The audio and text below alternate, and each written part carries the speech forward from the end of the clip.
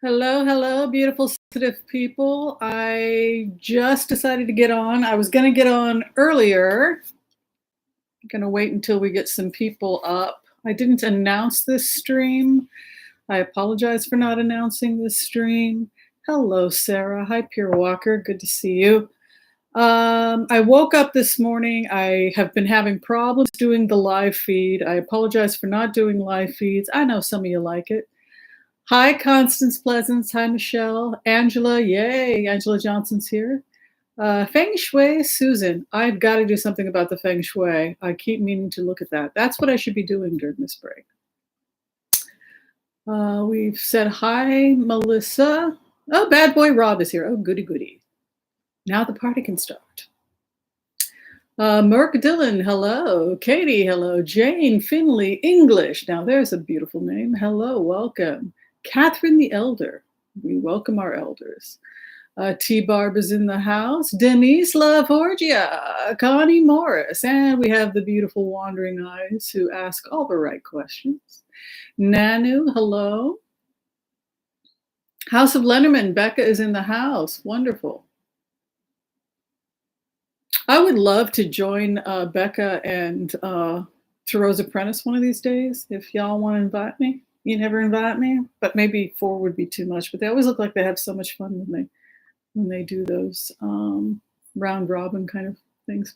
Carla Phillips, hello. Sarah, hello. Kazano. Phyllis Rowan, Maureen Howe, hello. Elaine Brown, hello. Oh my gosh, there's so many people now. Googler. Hello. Liz Lopez, Maria, Quinlan, Alice. Thank you, Holly. Ian Robb is here. Hello. Keisha Harris, Oob Jr., Alton I'm going to have to say hi to everybody as we go along. That didn't take long. I just wanted to wait a couple minutes till we had some people here because I didn't announce this stream. We're now at 150 people approximately, so thank you everybody for joining. Thank you, Holly, for the donation. It's very sweet of you. So the first things first, I didn't get to do the live streams for a while because there were so many people on the internet. It was just hard to do. And so I was doing a lot of taped videos, but some people prefer the taped videos. So I'm going to try and do more taped, even though it takes more work than the live, just because people enjoy them. Hi, SS. Good to see you. Also, people were worried, like, why aren't you on? Why aren't you going live? It kept freezing, and yeah. How's everybody doing otherwise? Is everybody okay? I hope so. Hope everyone's staying safe. The first announcement I have to make has to do with the antiviral or the immune supportive teas that I do. I do make immune supportive teas for people. They're elderberry based. And I had to hold off on sending new shipments out because, oh, thank you, Thoreau's Apprentice. It's very generous of you. Yes, I think that Johnny and you and I, didn't we exchange emails about this like 6 months ago? I don't know. But yes, if you want to, I don't know any of that fancy stuff, but if you want to invite me, I'd love to join because I think you guys do good work. But yeah, that'd be fun. Anyway, so for the antiviral teas, I have plenty of ingredients now. So here's how you order a tea. You send an email to whimsyanderson@gmail.com and tell me how many bags you want. They're 3.5 ounces per bag. And it'll be sent. Then we send you a PayPal bill, which comes with instructions about how to make your tea. When you email me how many teas you want, I need your full name and your full address. I can't ship it if I don't have the address. And then you'll get a bill in your email through PayPal. If you don't want to pay PayPal, if you'd rather pay with a check, just let me know. I'll put a note and then we'll do it that way. Anyway, so if you need a tea, whimsyanderson@gmail.com. Tell me how many. And don't forget to leave your address. All right. Whew, got through that. Oh, you ordered it twice, Pure Walker? Good for you. I don't think of the tea as tasting all that great because it has stuff in it that's, not all that fun tasting. But I looked at everything that I could get that was an antiviral, and that was basically the tea.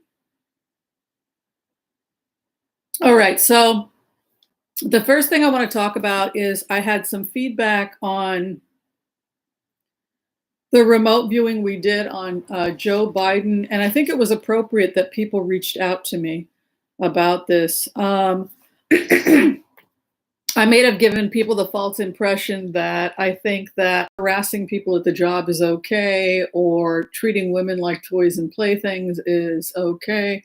None of that is okay.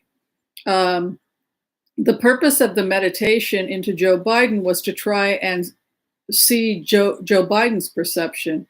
And I got an email from somebody that said, well, the abuser never thinks it's a big deal. And that's exactly true. When you do a remote viewing and you put yourself in the shoes of somebody who has theoretically done something wrong, where it's, touching somebody against their will, harassment, or any kind of abuse, this is something that actors learn also when they play a character, is that the character feels justified. Otherwise, you would have no motivation. You have to be motivated. You have to have the motivation of the character, so that the character believes that what they're doing is okay, or they have somehow worked it out in their mind that it's okay, when of course it isn't okay. So that was the purpose of the remote, is that this thing will probably grow some legs. I think that it's possible that stuff's going to come out that he's had affairs, et cetera, and it's just something that we will see more of in the coming months. It's certainly something I didn't know about when I voted for him in the primary, but the reason I said what I said was because people like Sanders and Elizabeth Warren were endorsing this candidate, and the hope was that through this candidate we'll be able to get more, hopefully get some control over the crazy. But it's not a justification if somebody has hurt anybody or anything like that. So I just wanted to be clear about that. Thank you, Renee. That's very sweet of you. Very generous. Okay, so would everybody like to hear the remotes now? I have a frog in my throat.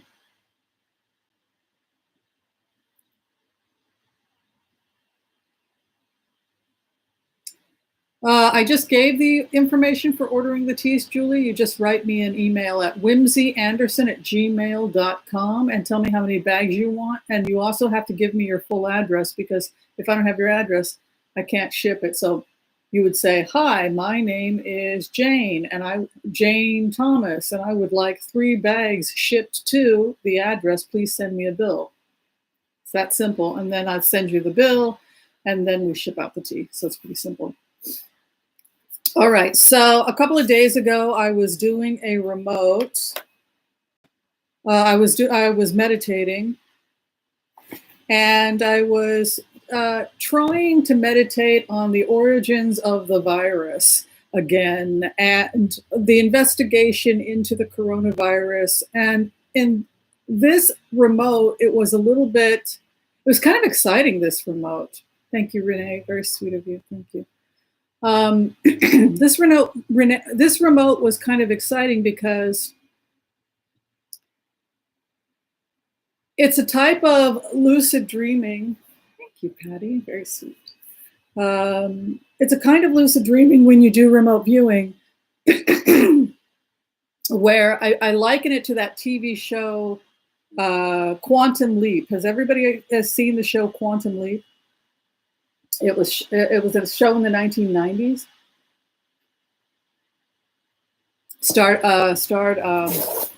what was his name? Scott Baio. Is that right? It's the main character is a scientist. He's pretty brilliant, and he develops this time machine where he's able to go through the time machine and become the subject. He becomes the other. And so he gets to experience what it's like to be Scott Bakula. Thank you. He gets to experience what it's like to be a Black man in the South. He gets to experience what it's like to be a Black woman. He gets to experience what it's like to be an assassin trying to assassinate the president, and getting into their minds. It's very cool, but if people want to see something fun that's sci-fi, that's very close to what it's like to be a professional, heart-centered remote viewer, the closest is going to be Dr. Sam Beckett of Quantum Leap. He's basically a remote viewer. But you don't need the machine, you just need the technique. And it was probably loosely based on these meditation techniques that came out of India and China that were based on, he got to be a pregnant woman once. I think that Scott Bakula and the writers, the goal was that he as the remote viewer would get to experience life as pretty much everybody. A child being abused and hit in the crib was one of the films he did so that people could see what it was like, the powerlessness of a child, for example. So it was a really positive show in the sense of creating empathy. So in this remote, I was floating around Wuhan, and I had asked myself the question when I went into this remote and the meditation of the remote, what are the origins of the virus? What are the origins of the virus? And as I was floating around in the energy, I found myself attracted to a PRC intelligence officer, the People's Republic of China. I found myself taking on the identity as I went through the rabbit hole of being the People's Republic of China's intelligence officer, possibly working for the Wuhan, either a police chief working for the Wuhan police or the military, but I was a high up officer. I was an intelligence officer, and I was involved in interrogation. This is who came out the other side, and this is who I wound up.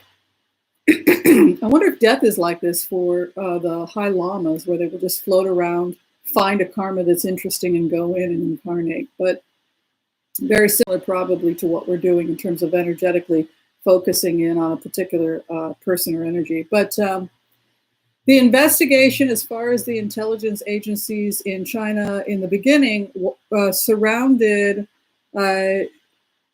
Shi Shangli, the Batwoman of China. So as I was meditating on the Wuhan lab where they were doing research into coronaviruses, and I started doing some research into what the lab was doing, they were studying coronaviruses, which is a large family of viruses that are responsible for upper respiratory infections in livestock. It goes back to the remote. These are things I know nothing about. That's why I like doing remote viewings, because do they see you? No, but sometimes people can have a change in their emotional body if someone is thinking about them. If someone's thinking negatively about you and they're really, really angry at you, you'll feel disturbed.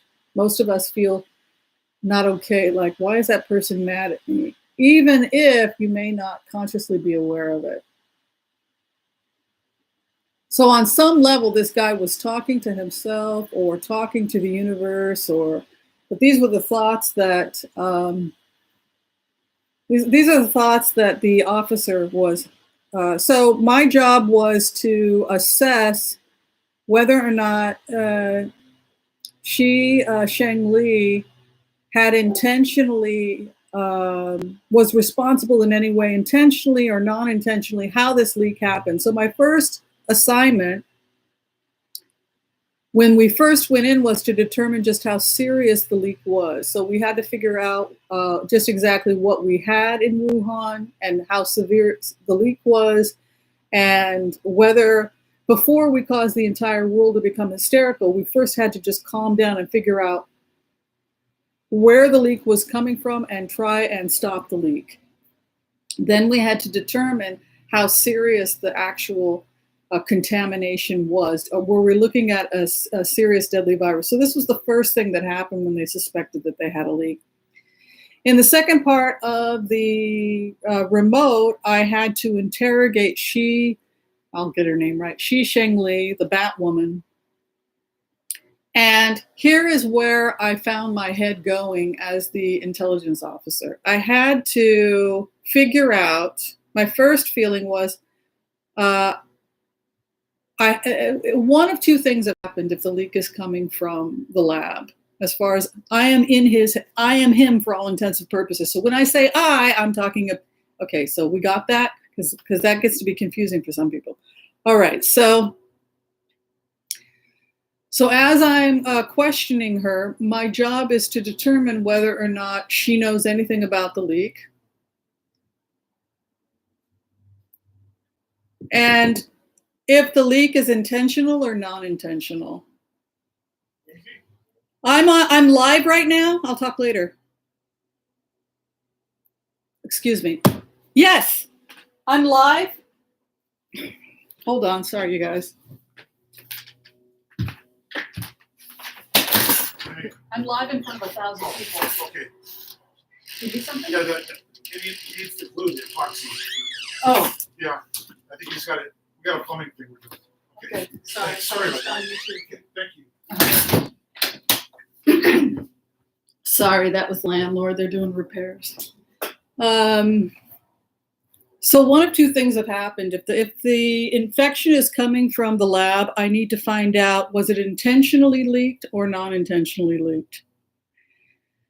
If it's non-intentionally leaked, then somebody accidentally brought the contamination out of the lab into the public, and that is what caused the crisis. So when I was questioning Shisheng Li, I asked her to calmly describe what precautions they were taking in order to make sure there was no unintentional leak of the virus at the Wuhan lab. And when she was questioned, she made it very clear that it's not possible. Remember, we had done this remote before. It's not possible. She kept saying that they had been extremely careful about making sure that there was no intentional leak, or no accidental leak of the materials, that everything was contained in a very specific area. Samples were destroyed. They destroyed samples. They destroyed infected animals. They cremated the animals. They were very, very careful.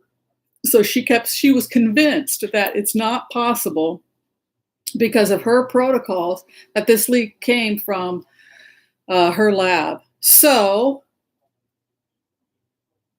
as the PRC intelligence officer, I am inclined to believe her. So then my next question is, if it was not an accident, and I have to determine if she is working for a foreign government selling genetic information so that somebody else can race us to a patent. Because part of what they do at this lab is they try to patent vaccines for livestock. So everybody's running to get vaccines which they can sell for livestock. And this was part of the research that they were doing, and they were under investigation for possibly stealing an American patent, and the patent, and back and forth. So the next thing they had to determine is whether or not Shisheng Li was a spy, either for a foreign government trying to sell samples so that they could beat the Chinese in creating a patent. So they were investigating her also to see if she had stolen the material.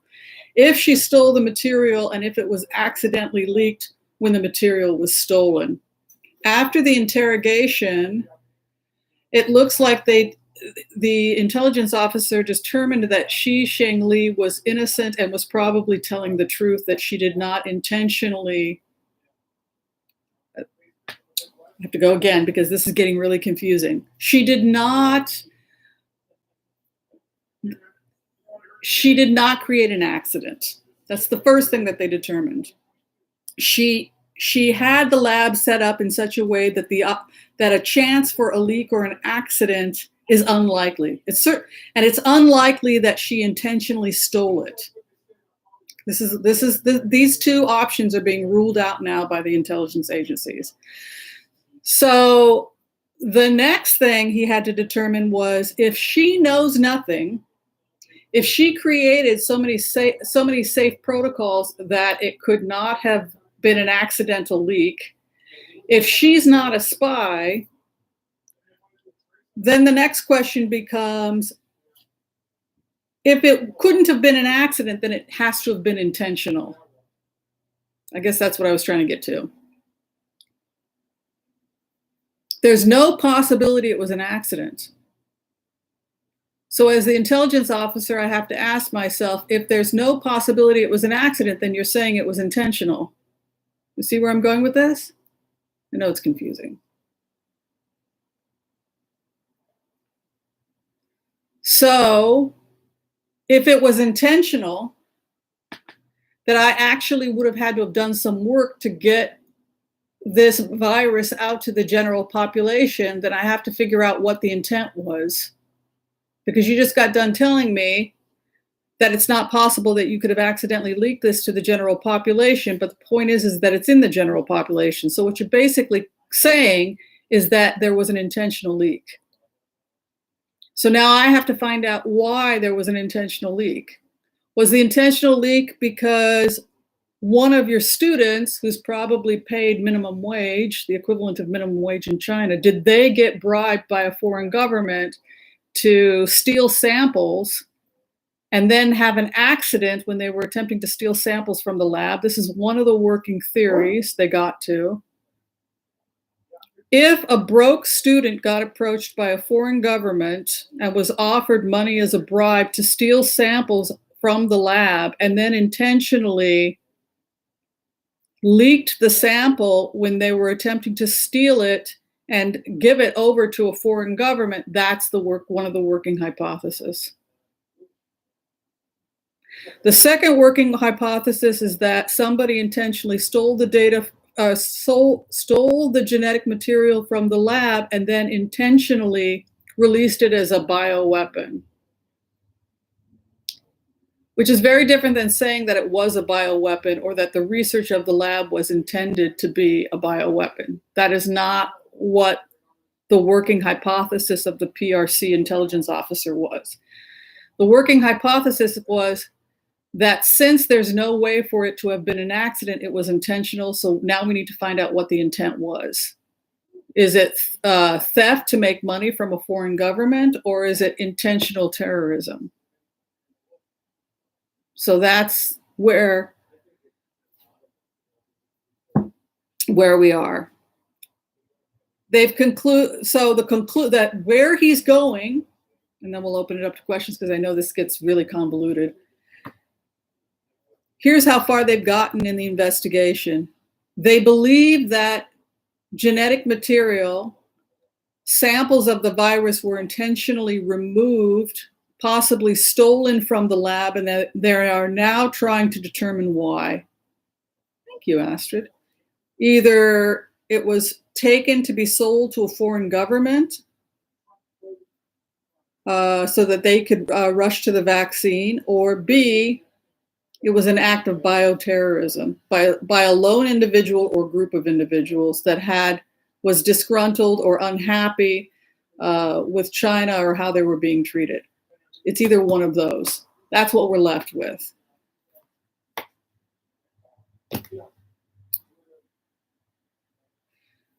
Then they started to look at the possible profile of the person. If the person did steal it, it could be, number one, a starving, disgruntled employee that was broke, that took money, or a terrorist working as a lone person who stole the sample, or a terrorist that stole the sample with links to a known terrorist organization.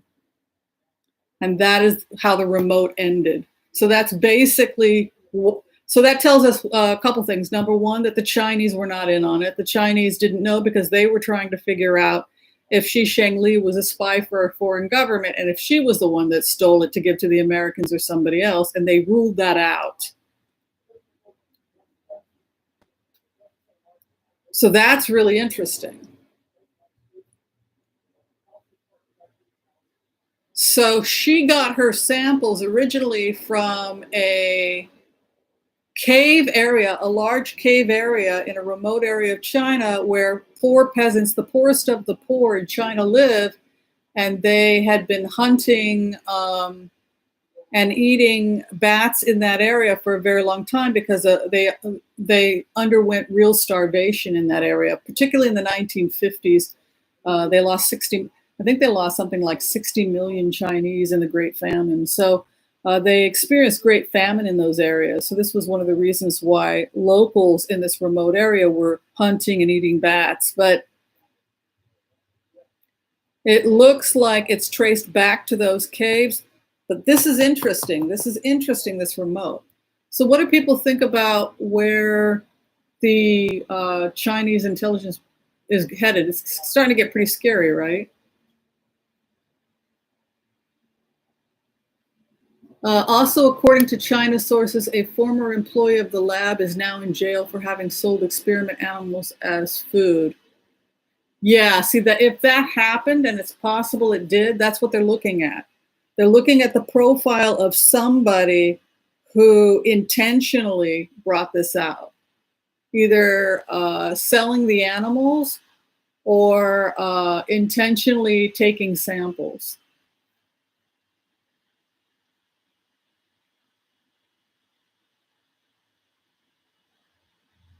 So I think it's going to build legs. I think that it's entirely possible that we might see some young intern was approached and was attempting to smuggle samples out. I think, but you know, then once that hits the public, it's going to be turned into something that it isn't.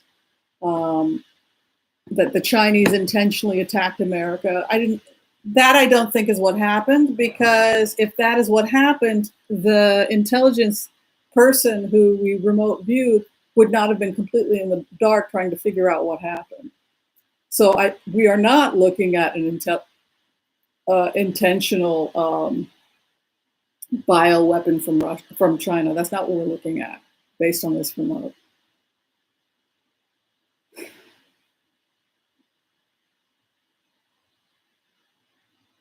Donna Snyder, who would believe in a damn thing than what China says? It's not what China says. It was getting into the thought process of what looked like a police inspector or some kind of intelligence person who had been brought in to interrogate Shi Shengli and determine what the cause of, if the leak had come from the lab, and if so, why. And it just helped me see how far they had, where their line of thinking was, which I thought was kind of cool. I was able to get into that. Oh, like that is what you would draw out if you were a police inspector. You would say origins of the leak, you find the leak, and then the intention of the leak. Was somebody trying to steal material and sell it? Were they stealing it because they were going to turn it into a bioweapon? Were they acting as a lone terrorist like the Unabomber? Or were they actually part of it? There's all these possibilities once you determine that the leak came from the lab. So there you go. All right, so that was the first remote. I should have taped it. It would have been easier to understand. And does anybody have questions about that, or what the intelligence officer said, or?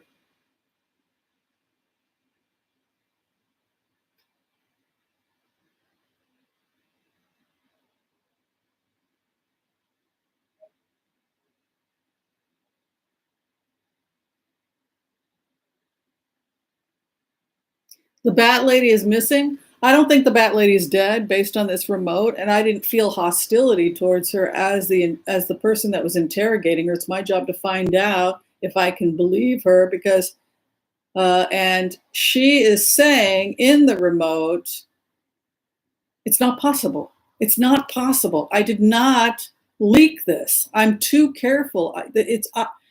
I'm too careful. So if she's too careful, that means, but that's actually bad news, because if she had been faulty, If the protocol they were using was faulty, then it's just an accident of incompetence. But that's not what the conclusion from the investigation was. The conclusion from the investigation is, if you rule out an accident, you're then in the realm of intentional. And now they have to figure out, what were you intending to do? All right, so the next meditation had to do with droughts, looking at the environment, looking at how various different countries are dealing with the coronavirus, and also the levels of the coronavirus in certain countries. For whatever reason, again, when I was doing the remote, I found myself in southern India. And as I was sitting in southern India, I got pulled to some indigenous people of southern India. These were indigenous people of southern India who I was connecting to, and they said that they are some of the oldest peoples of southern India, and that they have been in southern India for thousands of years, that they are one of the oldest tribes of India, of southern India. And they're dark, they're very, very dark. And they became the untouchable caste, one of the untouchable caste in southern India. So this became an interesting conversation. And as I was tuning in to this tribe, this community, they said, greetings from this community. They say, we've been here in southern India for a very, very long time. You will recognize us because we're very dark, and we are known today as the outcast. Before these foreigners came in, we were living as scavengers for a long time. So they were scavenging. If an animal would kill another animal and they would leave some of the scavenged parts, these people would collect the scavenged parts and they would eat it. They would give some to their dogs, their animals, and they would also live very meagerly and simply, gathering and eating scavenged meat. And they wanted to talk about how this came to be. They say we live subsistence level. And we lived on whenever we ate meat, it was only scavenged meat left over from various different scavengers. We believe in taking as little as you can from the earth, Gaia. They believe in Gaia, earth-centered religion. They say that they were invaded by foreigners that had more of a pale skin, and those people came with intensive agriculture. And they left, and they would not leave the land alone. And with that brought more diseases. So when I went further into this remote, they said that they had once been a very powerful people, that they had huge buildings and they were aristocrats and they were all competing, and they were competing for power, and their infrastructure was quite pronounced. But then a huge plague and financial disasters came about and completely wiped out their system, and that they were humbled by this plague, which happened thousands of years ago. They lost their lands, and they fell into what was left of their tribe, this wealthy tribe. The only thing that remained were these people that were forced to live subsistence level, scavenging from the earth, and trying to put as little pressure on Gaia as possible. So I talked to my friend. It was a bizarre remote. It was almost like they were survivors from Atlantis or something. It was a very, very bizarre remote. These people that I connected with, and they were saying basically that we wound up living like this, subsistence level, nuts and seeds, berries, carcasses, zero waste, because we learned from our past mistakes, because we were an aristocratic society and we lost everything. So I was talking to my friend,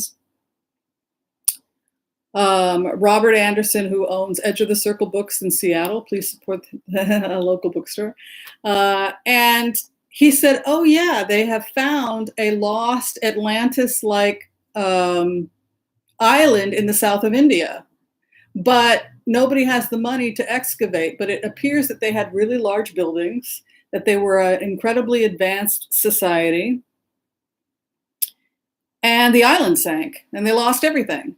So according to this remote, it almost looks like it's the story all over again. The story we see in Egypt, the story we're seeing in the United States. It's the same story over and over and over again. You develop these ranking systems, you enslave the people, you engage in intensive farming, which brings the rats, which brings the plague, which causes the destruction of the society, and then you have to start again.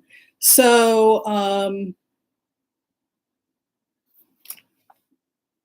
yeah, so that's what they said happened. They said that they had intense society, and when the settlers came in, the Aryans, the Persians, etc., and turned them into the lowest of the caste system, they brought further problems to South India. They yoked the cattle, they brought rats and plague, and they created the caste system. But we were the first, and we have become the untouchables. Please tell this to the people. They wanted people to hear this. This happened to us because we don't want to take the earth for granted. In plain words, they didn't see their life as a punishment that they had lived a barely subsistence or minimalistic lifestyle. They did it because they learned the hard way that these rank societies where people are fighting to be on the top only will lead to unhappiness. And that was why they chose to live a minimalistic lifestyle. The third final part of the remote had to do with the ecosystem from Gaia's perspective, meditating on Gaia and how Gaia perceives of things. And it had to do with the natural order of things, that we as humans take from the earth, but we should not take more than we need. This is the lesson of the people that were persecuted as untouchables, that they were actually wise in the sense that the lessons they learned is don't take more than you need. And the day will come when you will feed others. In plainer words, things must die. No matter how hard you try not to kill anything or persecute anything, things will die so that you can live. And the day will come when you will return the favor. This was the conclusion from Gaia. In plainer words, this is a dynamic ecosystem, that we have to get away from this idea that humans are the top dog, that we're the only ones that matter, that instead to view it more like a dynamic ecosystem. Things must die for other things to live. And the day will come when you will die. And you too will be food for others, because that is how we allow them to live. So what these untouchables would do in the remote is that when a person would die, they would wash them and they would put them in maybe a hollowed out tree stump. The body would put in a remote area of the forest, and they would be left alone. And that was the burial. And then scavenger dogs, wild animals, and then eventually worms, etc., would feed on the carcass. I mean, this sounds gruesome, but but they simply saw it as part of the natural cycle. We live, we take from the earth, and we die, and then the cycle continues. We feed something else, and then new life comes. So those were the crazy remotes. I don't know if I lost my audience or...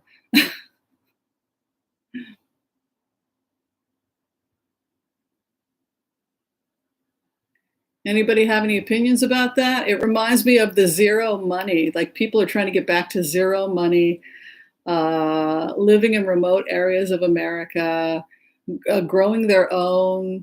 Thank you. I like my shell too. Thank Miss C.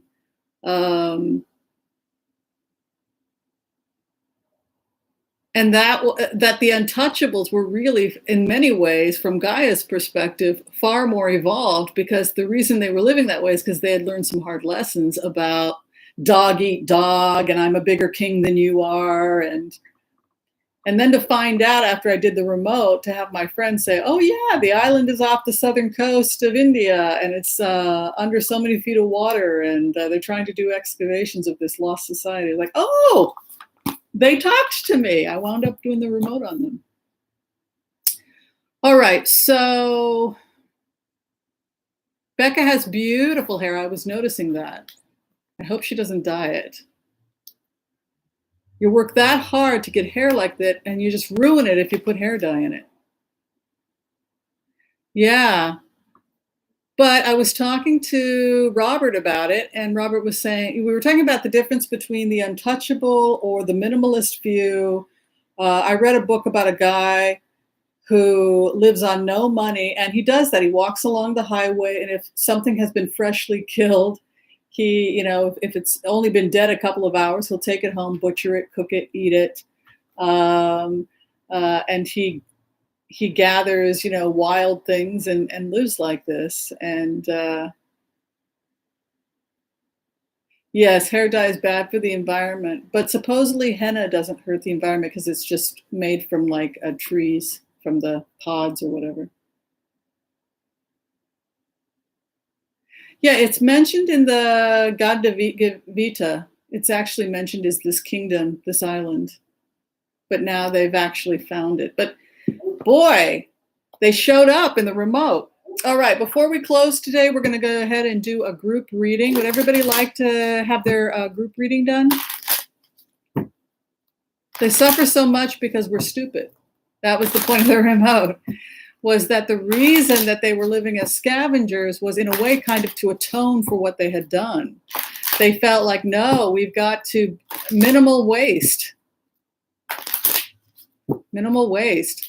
But with green capitalism, some would argue that green capitalism is more noble, because with green capitalism, the goal is to expand the Earth's goodness. So if I'm making a ton of money by producing something that saves Gaia, theoretically, I'm actually doing more than if I live as somebody who just scavenges and zero waste. You still want to produce art. You want to produce things that can expand the world in some way. People who put in solar panels for a living, for example, that would be an example of green capitalism. The more work they do, the better for Gaia. So both systems can work. It just, both are good for Gaia. It's just, which system do you feel most comfortable in? Being a minimalist and, taking as minimal as possible, or the green capitalist model where you're producing a product that is beneficial? I think people should do like both. I do both. All right, let's do a simple prayer. We're going to take a look at how people are going to be doing this month.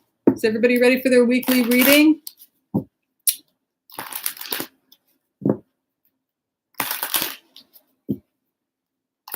Everyone learns in their own time, Susie.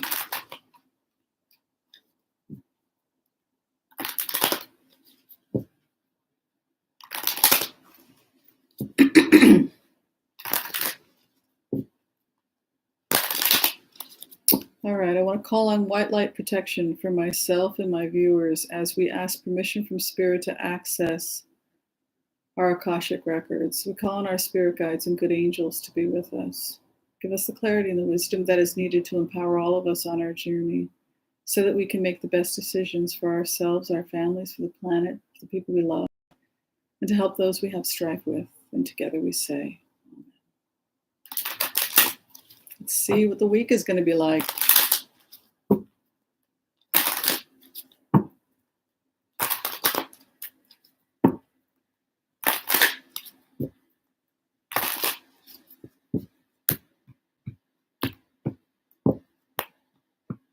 The base of the matter for us to heal. The 12th house, right, in a 12-card spread, the base, to sum up, the opportunity for us at this time is to pursue our own health and well-being, and also to embody it. This idea of the Page of Cups coming as an archetype who brings the elixir. First, take care of yourselves, and then taking an opportunity to help others. Also, the Fool takes a leap of faith. So there's a feeling now going into the energy for the coming week that this is a time when people have become very committed to health. They're taking time to look at what their needs are and reassessing their lives to some extent. So I do think people are changing. The Ace of Cups is coming in the first house, and it's crossing with the King of Swords. I think we really are. This is something I've been seeing a lot in the remotes, and that is this idea that an elixir or some type of a medicine is going to come in that's going to stabilize this. I wanted to say regarding the woman who they wanted to know if she had intentionally leaked that information, Sheng Li, who seems to be honest from the energy I picked up.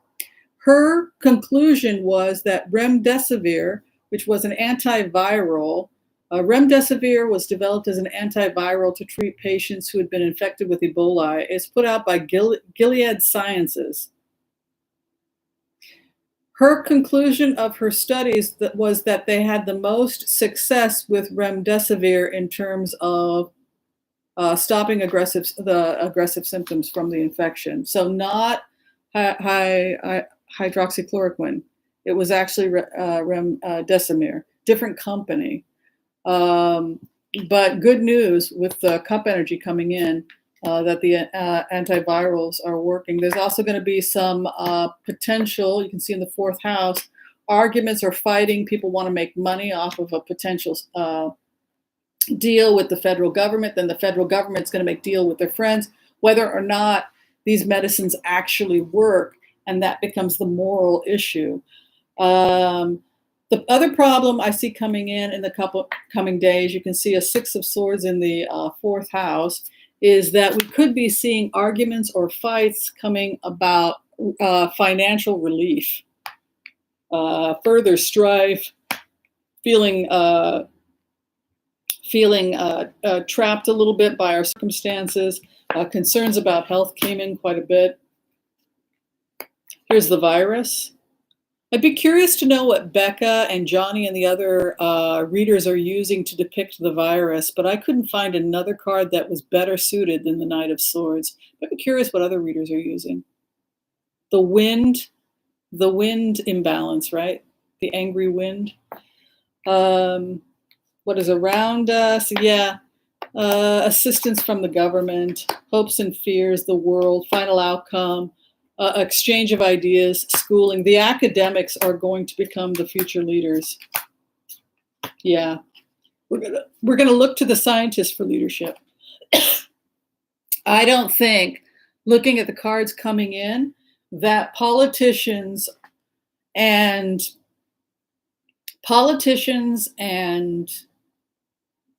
entertainers are not the focus in the coming weeks. The focus in the coming weeks are teachers, educators, and scientists and healthcare workers, just because the wish card is over the education card.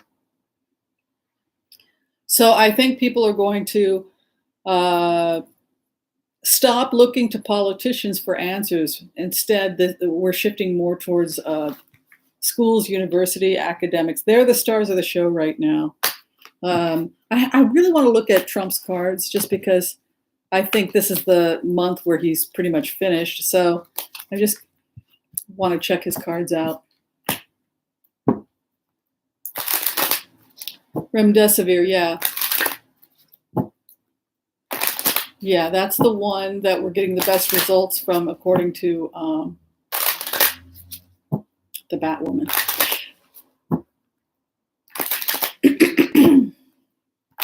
How is Trump doing?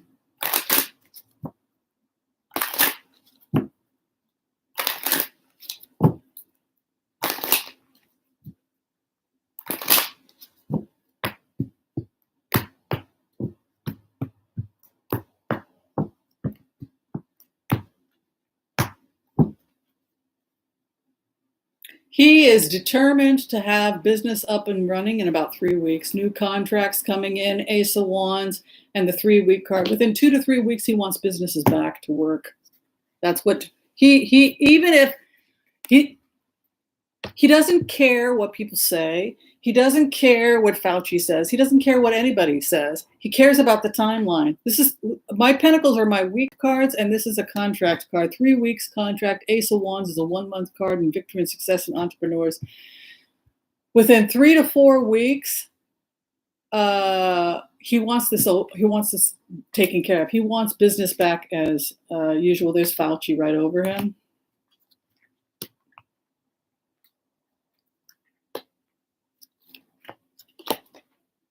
It's an interesting thing to go into Trump's remote, because from Trump's perspective, once he decides something's going to happen, it's going to happen.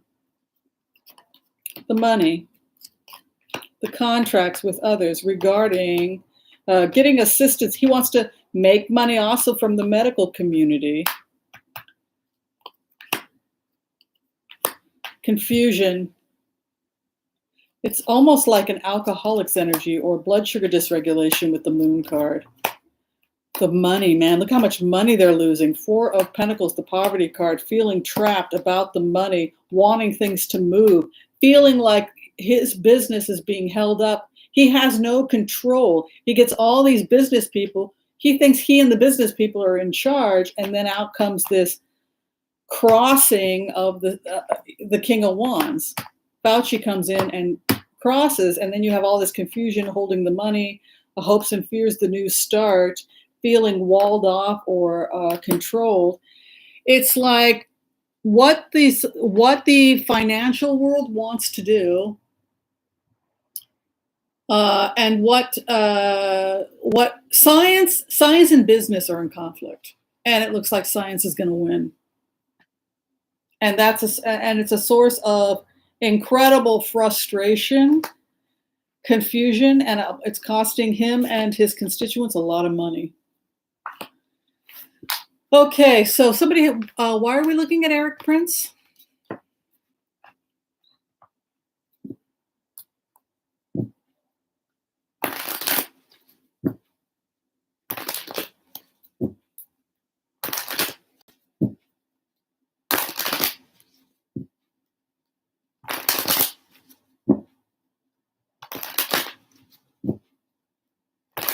Somebody wanted us to look at Eric Prince for some reason. I don't know why.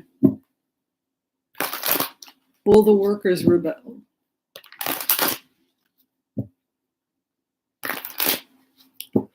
All right, let's look at Eric Prince.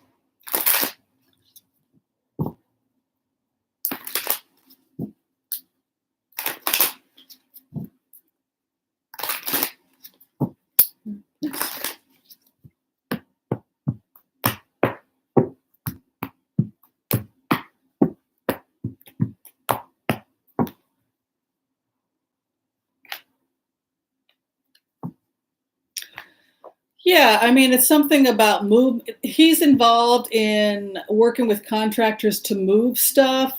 We've talked about the fact that the Army is pulling out. This has been going on for a couple of years. Every time we do a remote, it's all about opening up new trade routes, getting things from. This is the boatman, the person that's taking things from point A to point B, smoother waters. Working on contracts with private contractors to open up trade to multiple. Everybody pays for the private army, and then you can get the American army and these various different foreign armies out of the country and just open it up to trade by everybody. That's the goal of Putin, is to open those up, and that seems to be what these private companies are working at. It'd be better financially, they would argue, for the United States, because we won't have to pay the full bill for policing these areas. The downside is what's going to be traded, and the fact that we won't have any control of the trade. But there's an 8 of Wands there, which is a trouble card about partnership and hanging up partnerships. I think this is going to happen. I think that they are going to succeed in doing this to some extent, because it's all about the bottom line and the fact that they want everything to be privatized, even the armies. As little public funding as possible.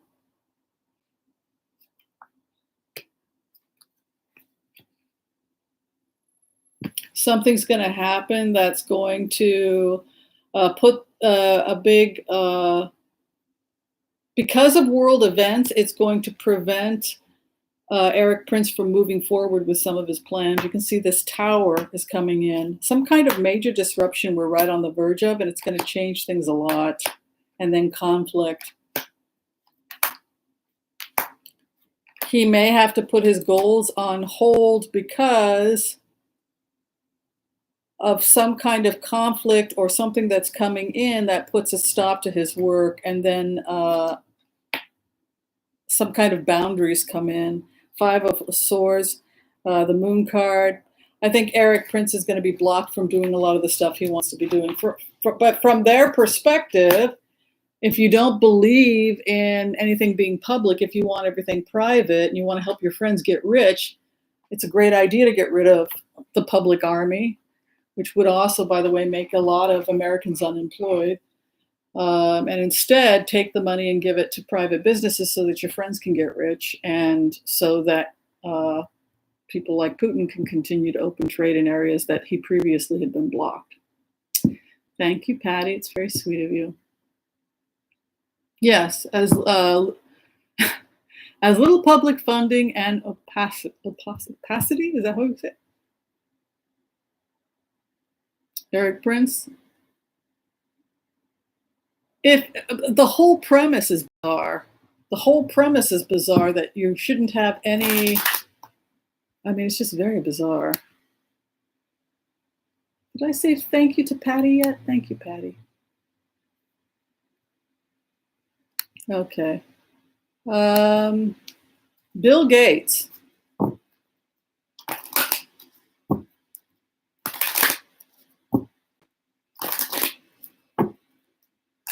What is going on with Bill Gates?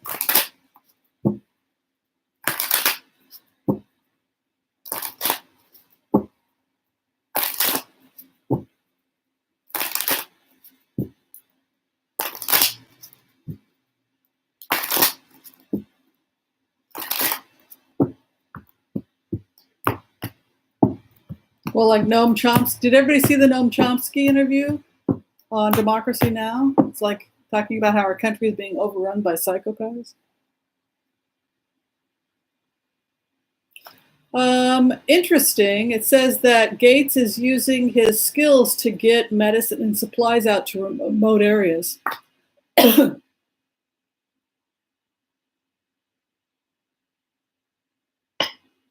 I'm not sick. It's just that I had a smoothie and I put chopped up walnuts in it. And some of the walnuts didn't get chopped all the way, so I'm choking on chunks of walnut. It was delicious. This is about whatever Bill Gates, he already has infrastructure to get out supplies, etc., through the Bill and Melinda Gates Foundation and through his business contacts. So he's going to be able to use those to get much needed aid and supplies to remote areas in Africa, etc.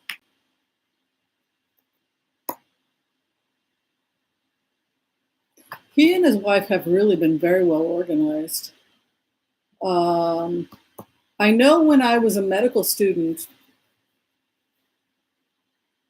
at NUNM, and I was doing my internship at a public health clinic, they sent the public health clinic $1 million. But it was kind of funny. The guy who headed the health clinic, who was a naturopathic doctor, because we're integrated and everything's completely integrated in Oregon. The guy that was heading the clinic was musing like, what am I going to do? How am I going to keep this clinic open? It was giving services to homeless people in Portland. And he had a letter from Bill and Melinda Gates, and he said, I'll get back to that later. And it was sitting on his desk for a couple months. Finally, he says, he went on. He went to a medical relief, used to do medical relief in like Nicaragua or something. So he gets back from Central America, and he finally opens it up, and it's a check for $1 million. You know, we believe in your work, et cetera, et cetera. But Hierophant is fighting the good fight with Ace of Swords right over it. Experts, look at how damn they really have their acts together. Look at that.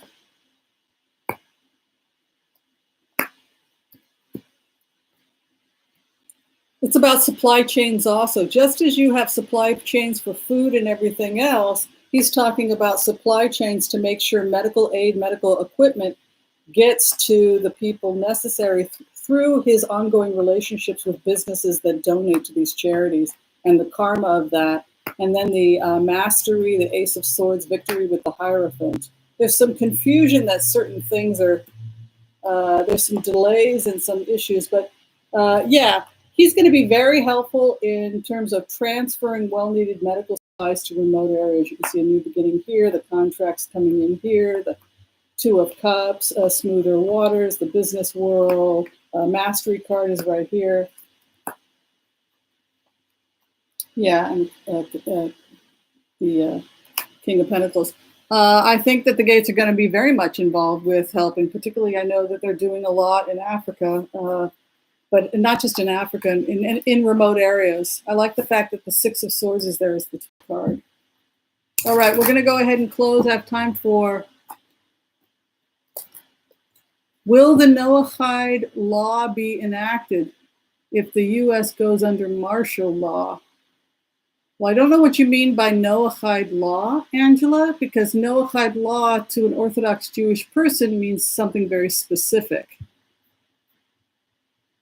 Yeah, Bill Gates is not an enemy here. He and his wife have given all everything's going to be given away. So they're already giving it away. The children in cages. So the children in cages, they're the processing centers at the southern border, Tijuana, etc. You're not supposed to be there maximum more than 24 to 48 hours. So the children in cages was about the fact that people were being held in these transfer facilities for a month when they were only supposed to be there for 24 to 48 hours. So a lot of that was taken care of in the sense that they started seeing a faster turnaround so that they could begin getting people to permanent facilities faster. But yeah, we can go ahead and take a look at that and then we'll close. I felt like I could not explain that remote today because when you're sitting in the shoes of another person and you're, I'm sitting there as an intelligence officer. I don't want to torture this woman.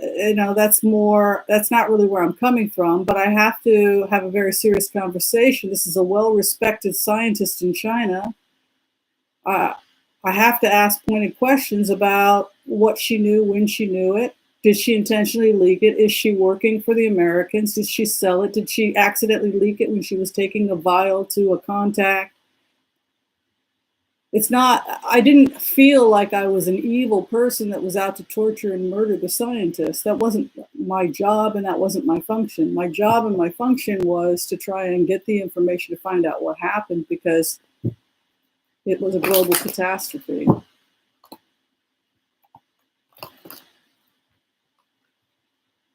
All right, let's finish up. What was the last thing we decided to do? I'm sorry, I'm all over the place today.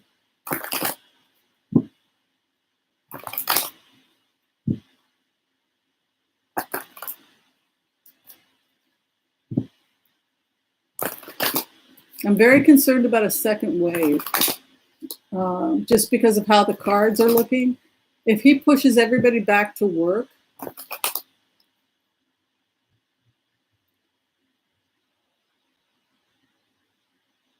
Noahide law to an Orthodox Jewish person means the laws that Noah was obligated to keep after the flood. And those are 7 laws. You can't abuse animals. You have to establish a just system of government. You can have no other gods before you. You have to, no.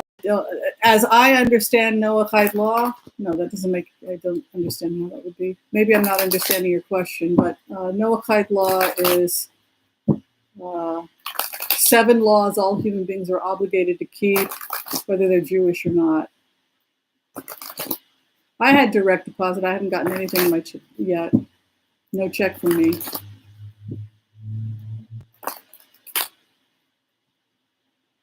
That's right, Rappin' Ron. Rappin' Ron is right. I had the virus in early February. I know it. By the way, I don't know what symptoms other people had, but my first symptoms were my ears were stuffed up. The infection got in my ears, and my ears were stuffed up. My nose and my ears, and it was like a viral otitis media. And then my throat got sore. And then I got tired and achy. And then I felt pain in my bronchi and in my lungs. And then I had the fever. But I haven't heard anybody else talking about the feeling like there's cotton in your ears.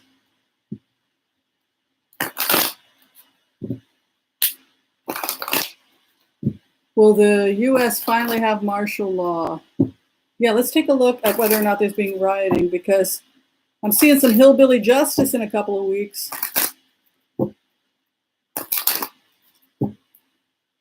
The ear and sore throat? Yeah, Rappin' Ron. That's right. It starts off that way.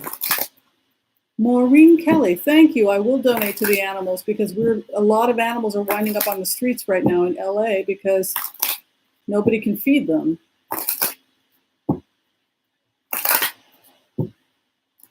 Well, I've been under martial law. I mean, I was here during the Rodney King riots, and it wasn't that bad.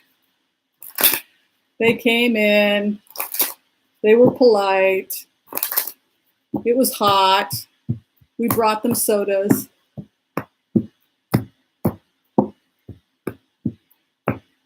Then they left.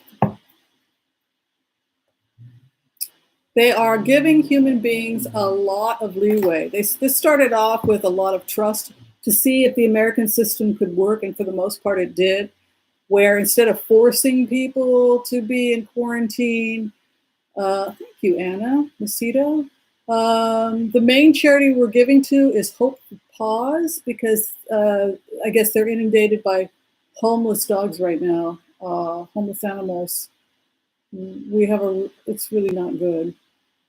So unless you guys have somewhere else you want to donate, I'm giving to Hope for Paws.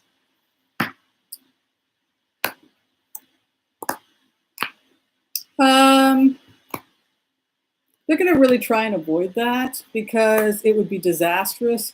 Trump thinks it would be disastrous for his reelection. He actually doesn't want to do that.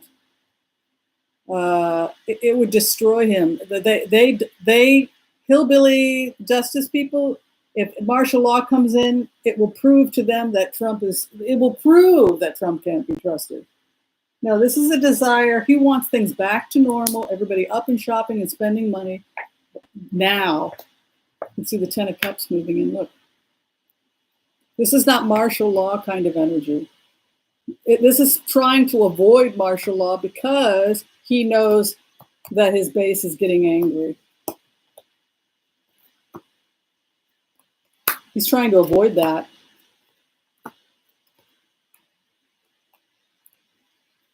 Yeah, I think certain sectors of business are going to start opening up within a week or two in controlled areas because of this.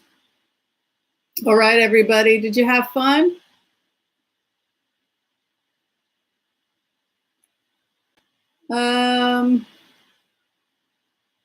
Yeah, he really doesn't want to do that because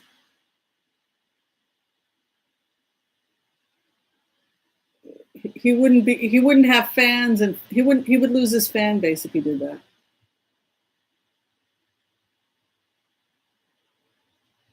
Yeah. I love Hope for Paws too. All right, thanks everyone. Love and light. Thanks for support of the channel. Hopefully I answered everybody's questions about what the remotes were the last couple of days. If you're still trying to get in for a tarot reading, you can go to tarotwithwhimsy.com and schedule your appointment directly online. If you're trying to get some of the herbal antiviral teas that I make, you can write me at whimsyanderson@gmail.com, and do not forget to give me your full address so that I know where to ship the tea to. Thanks everyone, love and light. Thank you for the donations. Bye. Don't forget to like, subscribe, all that good stuff.